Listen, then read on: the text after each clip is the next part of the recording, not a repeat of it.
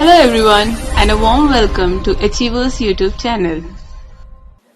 Very good morning to all of you. स्वागत है आप सभी का हमारे यूट्यूब चैनल अचीवर्स में। मैं हूं श्वेता और आज के इस वीडियो में मैं डिस्कस करूंगी 9 जनवरी 2021 के इंपॉर्टेंट करंट अफेयर्स की क्वेश्चंस को एंड इससे रिलेटेड जो भी इंपॉर्टेंट फैक्ट होंगे वो भी मैं डिस्कस करने वाली हूं। सो आपके लिए काफ़ी बेनिफिशियल होने वाला है ये लेक्चर। सो वीडियो को बिना स्किप किए हुए शुरू से लास्ट तक देखिए और अच्छा लगे तो लाइक एंड शेयर ज़रूर कीजिए। ओके, साथ ही साथ जो हमारे चैनल पे नए हैं, जिन्होंने अभी तक हमारे चैनल को सब्सक्राइब नहीं किया है, वो जल्द से अचीवर्स वेब को सब्सक्राइब करें एंड बेल आइकन को टैप करें ताकि आने वाले न्यू वीडियो की नोटिफिकेशन आपको मिलती रहे। ऑलराइट, तो चलिए स्टार्ट करते हैं आज का सेशन। आज का फर्स्ट क्वेश्चन है आपका क्वेश्चन नंबर 1। हाल ही में किसे अमेरिकी सेना के पहले मुख्य सूचना अधिकारी के रूप में नियुक्त किया गया है? Who has recently been appointed as the first Chief Information Officer of the US Army? तो यूएस आर्मी के फर्स्ट चीफ इंफॉर्मेशन ऑफिसर के रूप में जिन्हें अपॉइंट किया गया है वो हैं राज अय्यर। राज अय्यर ये बेसिकली ये इनका बैकग्राउंड इंडिया से है, तो ये इंडियन है, इंडियन अमेरिकन है, इसलिए ये इम्पॉर्टेंट हो जाता है आपके लिए। ये अमेरिका के यूएस आर्मी में ये as a first chief information officer के रूप में अपॉइंट किए गए हैं। ऑलराइट, नेक्स्ट क्वेश्चन देखिए, क्वेश्चन नंबर 2। हाल ही में किसे अमेरिकी राष्ट्रपति जो बिडेन के द्वारा अमेरिका के एसोसिएट अटॉर्नी जनरल के रूप में नामित किया गया है? Who has recently been named as the US Associate Attorney General by US President Joe Biden? तो यूएस में as a associate attorney general के रूप में जिन्हें अपॉइंट किया गया है वो हैं वनीता गुप्ता। वनीता गुप्ता ये भी इंडियन, इनका भी बैकग्राउंड इंडिया से ही है, तो इसलिए ये क्वेश्चन यहाँ पे दिया गया है। वनीता गुप्ता को यूएस में अटॉर्नी जनरल के रूप में नामित किया गया है। ऑलराइट, अटॉर्नी जनरल कौन होते हैं? Attorney general highest law officer होते हैं, लीगल एडवाइज़र होते हैं गवर्नमेंट के, राइट। तो चलिए आप लोग ये बता दीजिए अभी प्रेजेंट में इंडिया के अटॉर्नी जनरल कौन है? कौन है इंडिया के अटॉर्नी जनरल? मैं ही बता देती हूँ, के वेणुगोपाल, राइट।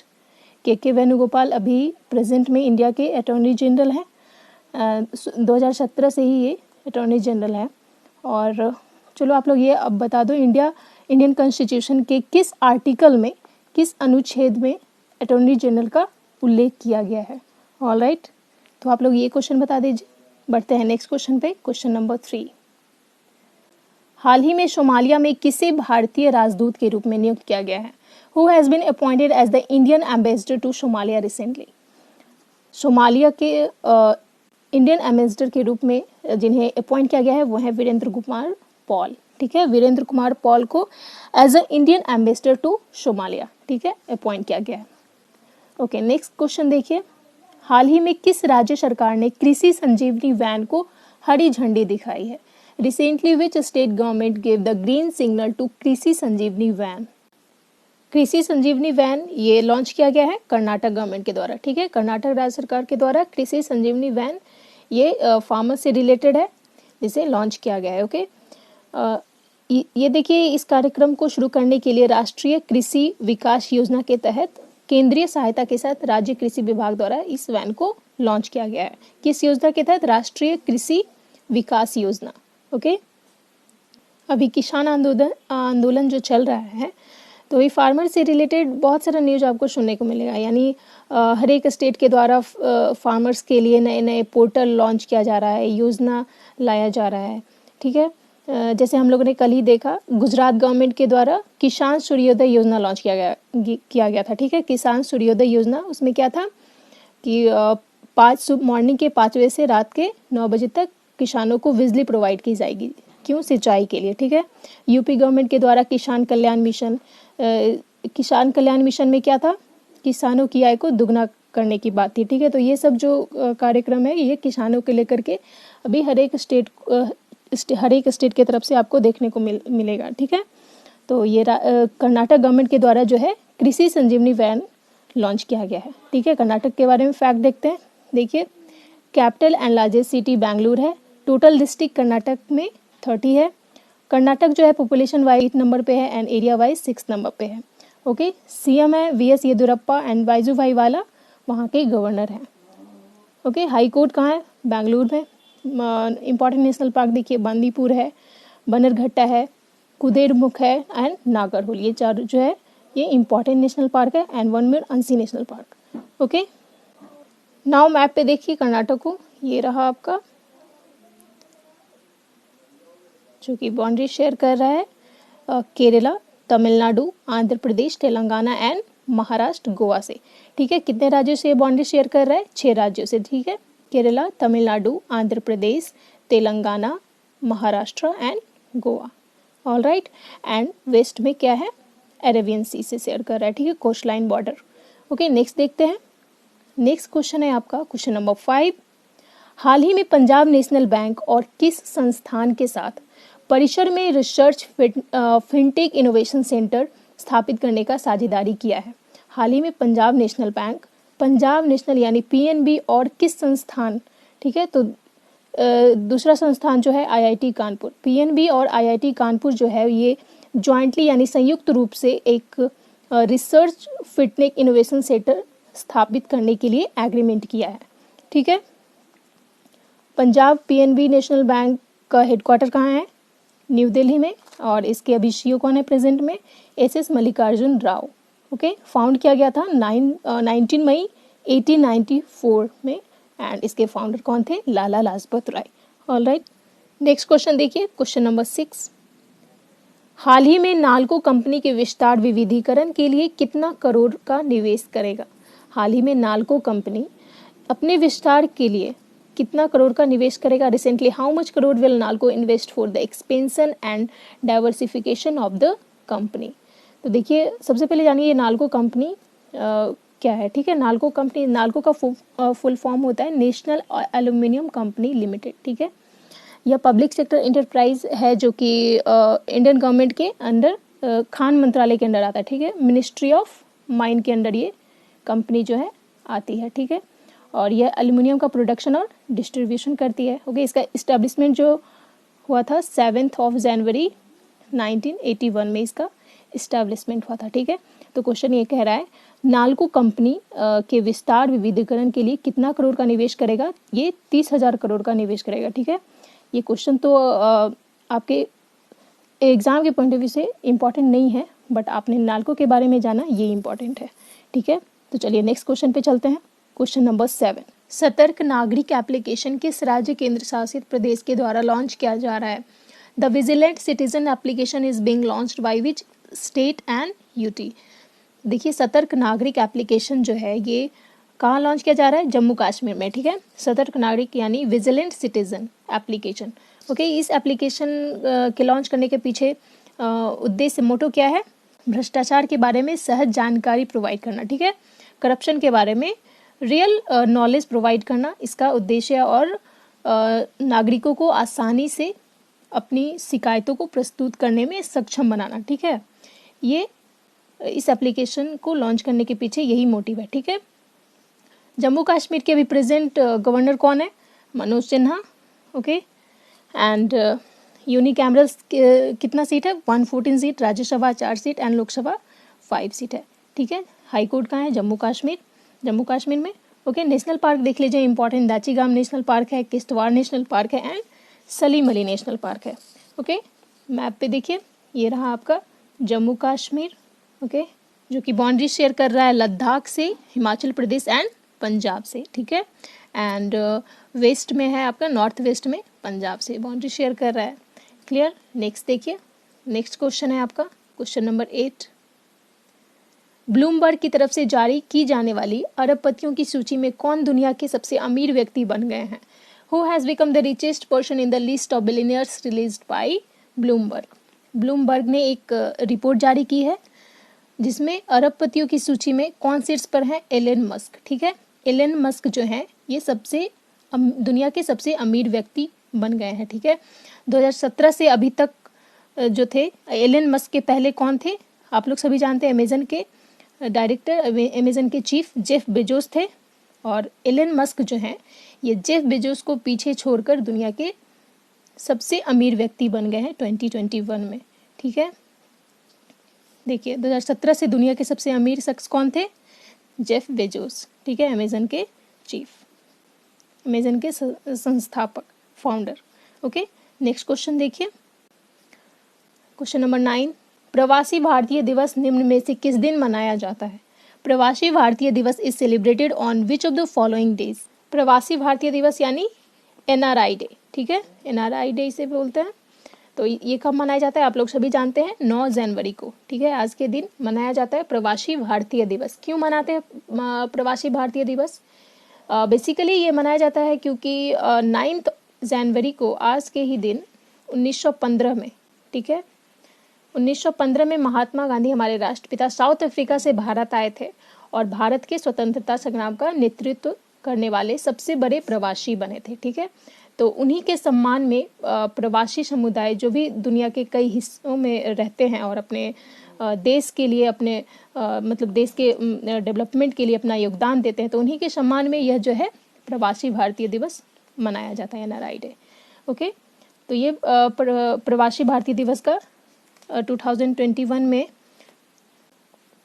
16वां एडिशन था, ठीक है, 60th एडिशन है।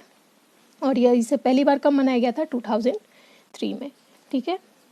और अभी 2021 का थीम क्या है, पूछ सकता है आपसे। प्रवासी भारतीय दिवस का 2021 का थीम क्या है? कॉन्ट्रीब्यूटिंग टू आत्मनिर्भर भारत, ठीक है, क्या है? कॉन्ट्रीब्यूटिंग टू आत्मनिर्भर भारत। ओके, ये इसका अभी इस ईयर का थीम है। ओके, तो याद रखिएगा। नेक्स्ट क्वेश्चन पे चलते हैं, क्वेश्चन नंबर 10। हेमा कोहली ने निम्न में से किस राज्य के चीफ जस्टिस के रूप में शपथ ली है? Hema Kohli has been sworn in as the chief justice of which of the following? तो हेमा कोहली जो है ये तेलंगाना की चीफ जस्टिस के रूप में इन्हें अपॉइंट किया गया है, ठीक है। तेलंगाना की चीफ जस्टिस के रूप में किन्हें अपॉइंट किया गया है? हेमा कोहली को, ठीक है। और हेमा कोहली जो है तेलंगाना हाई कोर्ट की पहली महिला मुख्य न्यायाधीश हैं, ठीक है, ये भी याद रखिएगा। पहली तेलंगाना हाई कोर्ट की पहली महिला मुख्य न्यायाधीश कौन है? हेमा कोहली। ओके, अभी प्रेजेंट में टोटल 25 हाई कोर्ट है और अकेली, और टोटल जो है ओवरऑल जो 25 हाई कोर्ट है इसमें से अभी अकेली महिला मुख्य न्यायाधीश यही है, हेमा कोहली, ठीक है। तेलंगाना के बारे में जानते हैं, अभी गवर्नर कौन है तेलंगाना के? तमिलसाई सौंदरराजन। चीफ मिनिस्टर हैं के चंद्रशेखर राव। ओके, नेक्स्ट देखिए, तेलंगाना एरिया वाइज रैंक कितने नंबर पे है? 11th and population wise 12th। Okay, map पे देखिए, तेलंगाना आपका ये रहा जो कि बाउंड्री शेयर कर रहा है आंध्र प्रदेश से, Orissa, Chhattisgarh, Maharashtra and Karnataka. Okay, next देखते हैं। नेक्स्ट क्वेश्चन है आपका क्वेश्चन नंबर 11। केंद्र सरकार ने वित्त वर्ष 2020-21 में जीडीपी की विकास दर निम्न में से कितने प्रतिशत रहने का अनुमान लगाया है? The central government has estimated the growth rate of GDP to be at which of the following percentage in the financial year of 2020 to 2021?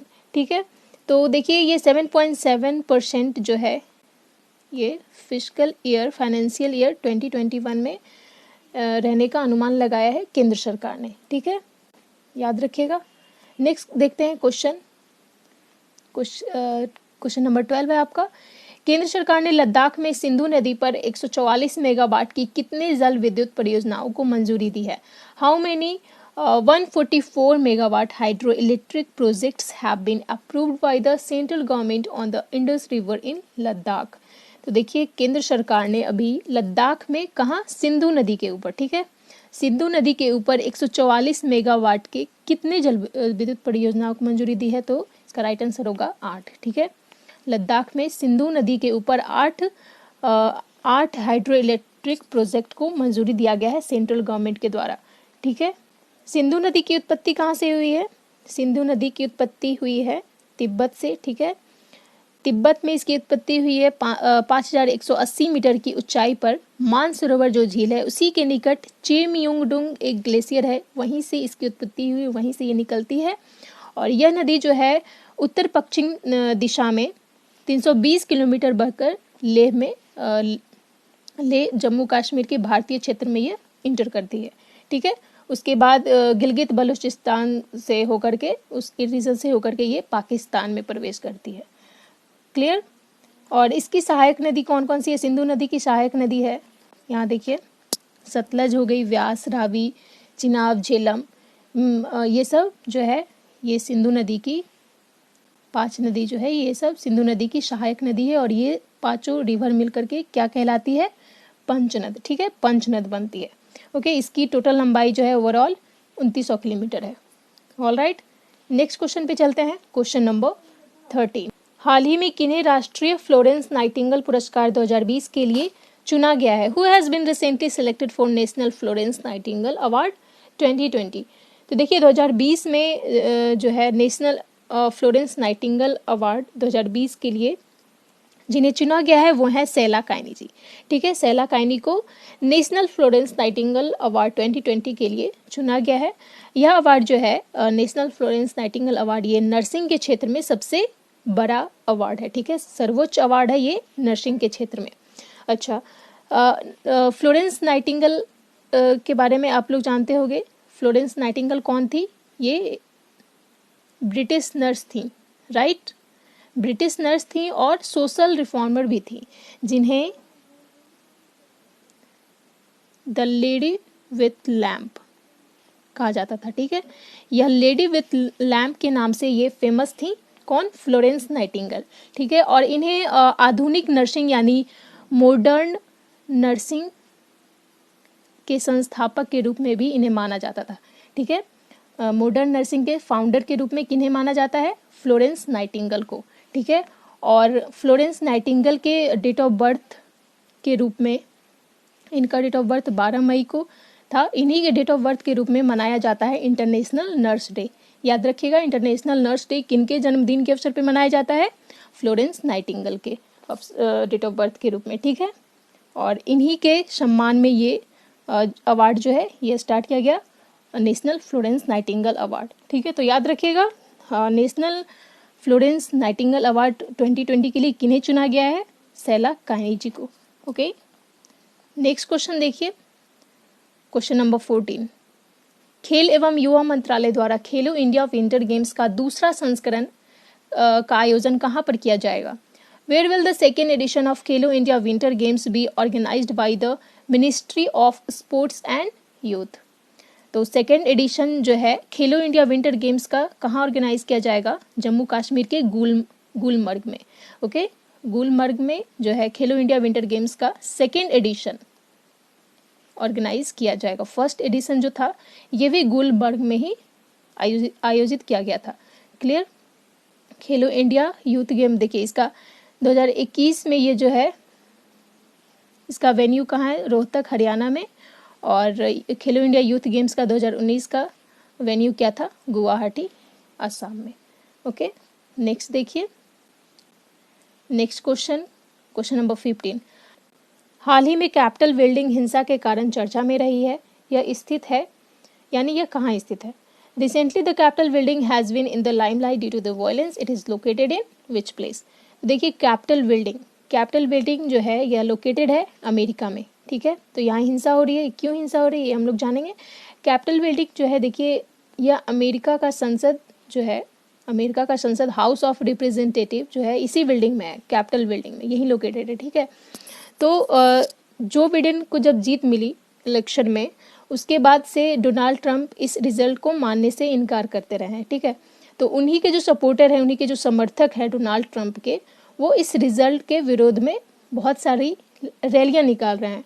और यह जो है अभी प्रेजेंट में तीसरी रैली चल रही थी, उसी में कैपिटल हिल्स जो एरिया है कैपिटल बिल्डिंग, वहाँ जो है वायलेंस देखने को मिली। ठीक है, तो इसीलिए यहाँ जो है हिंसा के कारण ये जो है कैपिटल बिल्डिंग चर्चा में अभी रही है। तो ये लोकेटेड कहाँ है? आप लोग को ध्यान देना है कहाँ लोकेटेड है, ये अमेरिका में। क्लियर? नेक्स्ट क्वेश्चन देखते हैं, question of the last day. यह क्वेश्चन जो कि आपको कल पूछा गया था, क्वेश्चन क्या था? भारत एवं फ्रांस के बीच वार्षिक रणनीतिक वार्ता कहाँ संपन्न हुआ? Where did the annual political talks between India and France take place? तो इसका राइट आंसर क्या था? न्यू दिल्ली। ठीक है, न्यू दिल्ली इसका राइट आंसर था। और आप लोगों ने देखिए मधु भारती एंड राजवल अग्रवाल जो हैं इसका राइट आंसर दिए हैं। ओके, आप लोग सभी से रिक्वेस्ट है, आप लोग कभी आंसर करते हो नहीं करते हो तो आप लोग से रिक्वेस्ट है कि आप लोग कंटिन्यू आप लोग आंसर किया कीजिए, ठीक है। फाइनली मूव करते हैं क्वेश्चन ऑफ द डे पे। आज का क्वेश्चन है, हाल ही में किस मशहूर फैशन डिज़ाइनर का तमिलनाडु के कोयम्बटूर में निधन हो गया है। Recently which famous fashion designer dead in Coimbatore, Tamil Nadu. Option A Manish Malhotra, option C Satyapal, option C Rohit Bal and option D Manish Arora. तो इसका राइट आंसर क्या होगा आप लोग को देना है कमेंट बॉक्स में। ओके, आप लोग से रिक्वेस्ट है, आप लोग सभी लोग प्लीज़ आंसर जरूर कीजिए। Okay,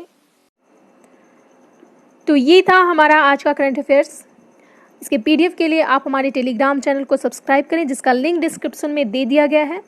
and daily GK GS Qs के लिए आप हमारे टेलीग्राम ग्रुप को ज्वाइन कर सकते हैं, और इसका भी लिंक आपको डिस्क्रिप्शन में मिल जाएगा। और जो हमारे चैनल पे नए हैं वो जल्द से हमारे चैनल को सब्सक्राइब करें। एंड एज यूजुअल वीडियो अच्छा लगा हो तो लाइक कीजिए, शेयर कीजिए अपने फ्रेंड्स फैमिली के साथ। ओके गाइज, वीडियो के लास्ट तक बने रहने के लिए आप सभी का बहुत बहुत धन्यवाद। जय हिंद।